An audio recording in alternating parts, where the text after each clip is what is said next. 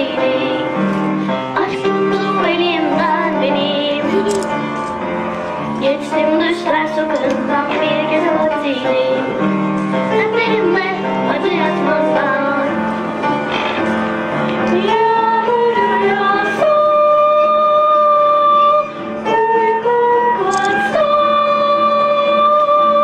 bir kuş konsa beni parmağım ağlardım bir başıma.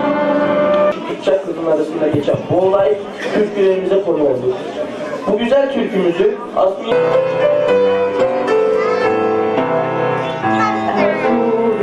çarşı pazar değilim aman aman, değilim aman aman, değilim aman aman, sarı gelir.